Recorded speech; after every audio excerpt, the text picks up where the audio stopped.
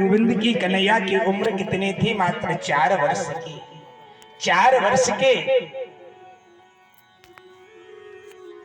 वर्ष के बालक के मन में महाराज कोई विकार तो आ नहीं सकता। और चीर हरण का अर्थ जानते हो? चीर हरण कहते किसको है? चीर हरण का अर्थ श्रीमद् भागवत में लिखा है आवरण भंग लीला। भक्तों और भगवान के बीच में एक माया रूपी पर्दा पड़ा हुआ है, और जब तक भगवान उस माया रूपी पर्दा को अलग नहीं करेंगे तब तक भक्त और भगवान का मिलना हो नहीं सकता। जीवन में व्यवधान है क्या? भक्त और भगवान के बीच में व्यवधान रूपी दीवाल क्या है? प्रियबंधु माया ही तो है। माया के वश में होकर के व्यक्ति अपने लक्ष्य को भूल जाता है कि मैं आया क्यों, भगवान ने मेरे लिए भेजा क्यों। संसार की माया में मैं अर तोर तोर ते माया ये मेरा है, इसको और करना है, इतनी प्राप्ति और करना है। इसी चक्कर में पढ़कर के व्यक्ति समय को निकालते चले जाते हैं। जो चीर हरण हुआ, चीर हरण है क्या? आवरण भंग लीला। भगवान ने सोचा कि जब तक गोपिकाओं के मन में ये भाव रहेगा कि मैं अलग हूं, कन्हैया अलग है, तब तक मेरा और गोपिकाओं का मिलना असंभव है। इसलिए हमारे गोविंद ने सुंदर समय पाकर के जो ही यमुना के तट पर चीर का हरण किया, गोपिकाओं ने मुड़ करके देखा, ओहो यमुना के तट पर जो मेरे वस्त्र रखे हुए थे कोई ले गया। दूसरी सखी कहती है वह ने और कोई नहीं कर सकता, ये सब मेरे प्रियतम का किया हुआ है, कन्हैया का किया हुआ है। एक गोपी बोली, देखो ना सखी वो बैठा कदम के वृक्ष पर।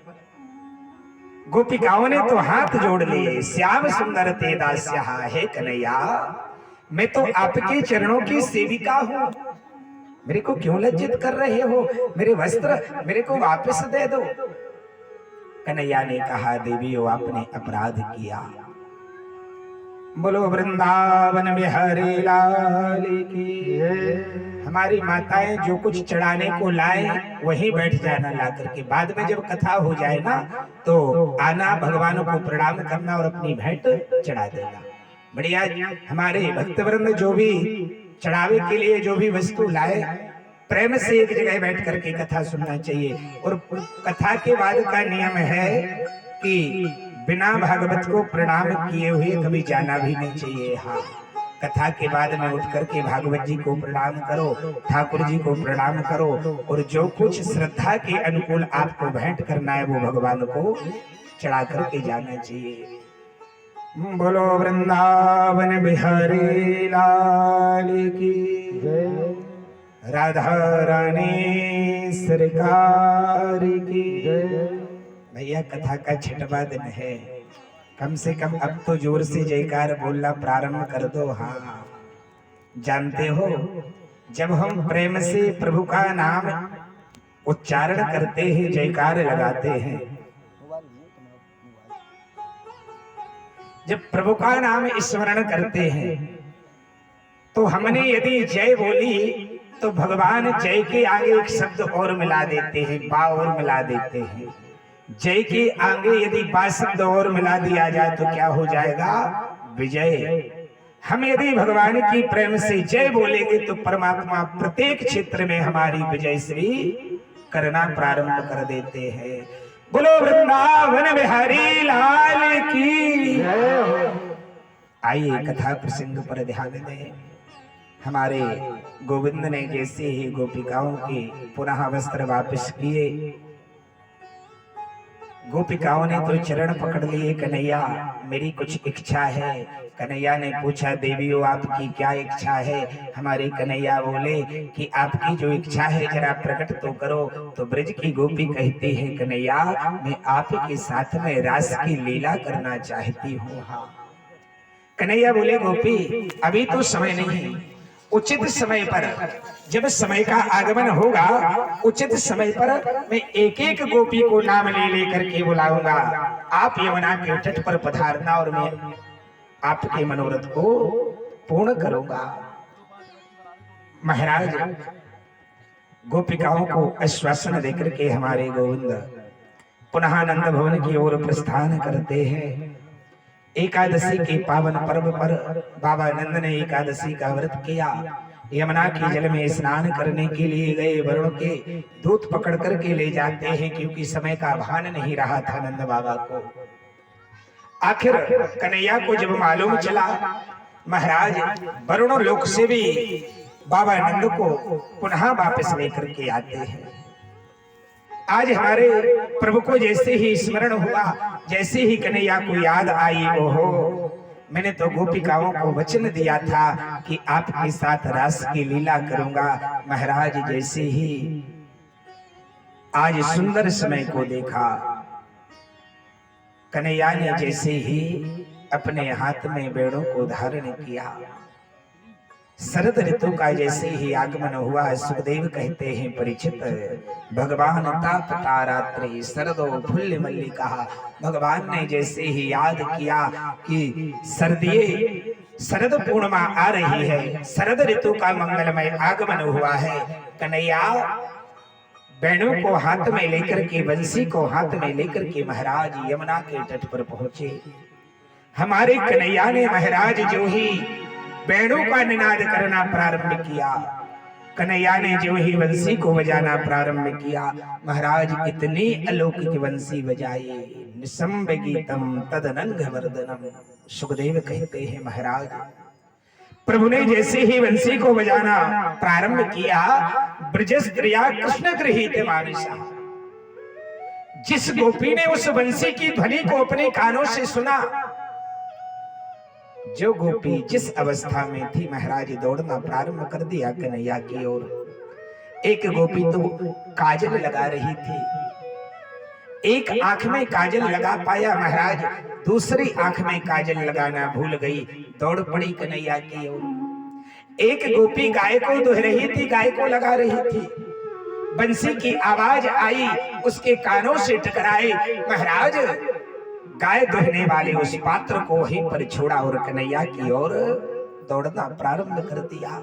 यूथ के यूथ कन्हैया के पास में पहुंचे। महाराज आज जैसे ही कन्हैया ने ब्रज की गोपिकाओं को आया हुआ देखा, कन्हैया ने आदर किया, स्वागतम वो महाभागा प्रिय किम करवाणी वा। गोपिकाओं स्वागत है आपका, आपके आने का प्रयोजन क्या है, आप आई क्यों? सुखदेव कहते हैं महाराज जरा विचार करना, कोई नाम लेकर के मेरे को बुलाए कि पंडित जी कल 12 बजे मेरे घर आ जाना, और जब वहां पर पहुंचे तो सामने वाला व्यक्ति पूछे कि पंडित जी क्यों आना हुआ, तो उस समय क्या लगेगा मेरे को? यही स्थिति हुई गोपिकाओं की। नाम ले लेकर के कन्हैया ने पुकारा, और जैसे ही गोपिकाएं आई तो कह दिया गोपिकाओं आने का प्रयोजन क्या है? महाराज कन्हैया ने तो इतने बड़े बड़े उपदेश देना प्रारंभ किया। हमारे गोविंद कहते हैं ए गोपिकाओं रजन ऐसा घोर रूपा घोर सत्य निवेशिता। देवी ए रात्रि का समय नारी जाति का धर्म बनता है कि स्त्री को अर्धरात्रि में कभी घर से बाहर अकेला नहीं निकलना चाहिए। हाँ कन्हैया कहते हैं गोपिकाओं कहीं ऐसा तो नहीं, दुखशीलो दुर्भगो वृद्धा, आपका पति रोगी तो नहीं है, कहीं रोगी पति के चक्कर में उसको छोड़ करके तो नहीं चली आई, कहीं आपका पति गरीब तो नहीं है, गरीबी के चक्कर में अपने पति को छोड़ करके तो नहीं चली आई। कन्हैया कहते हैं गोपिकाओं पति कैसा भी हो, पति तो परमेश्वर के बराबर होता है। आज जब बड़े बड़े उपदेशों को सुनाना गोपिकाओं ने, एक गोपी साहस करके साहस जुटा करके हाथ जोड़ के कहते हैं कन्हैया बहुत कह लिया आपने, जरा मेरी भी बात सुनोगे कि आप ही कहते चले जाओगे? कन्हैया बोले हाँ हाँ गोपी तू ही बता क्या कहना चाहती है। एक गोपी हाथ जोड़ करके बोली अरे प्रीतम एक कन्हैया मेरा एक प्रश्न है, जरा उसका उत्तर तो दो। गोपी कहते हैं कन्हैया एक पतिव्रत धर्म को मानने वाली स्त्री थी, बड़ी सेवा करती थी अपने पति की, जब तक पति का पूजन ना कर ले महाराज वो स्त्री ऐसी थी कि जल भी ग्रहण नहीं करती थी। एक दिन उसके पति को कोई कामवश बाहर जाना था, तो 5-10 दिन के लिए उसके पति ने विचार किया कि मेरी पत्नी इतने दिन तक भूखी रहेगी तो ना जाने क्या स्थिति बनेगी। तो उसने अपने स्वयं की एक लोहे की मूर्ति बनाई और अपनी पत्नी को प्रदान कर दी, देवी जब तक मैं परदेश से वापस नहीं आता तब तक आप इस मूर्ति का पूजन कर लेना और इसके बाद में भोजन कर लेना। चला गया परदेश महाराज वो व्यक्ति।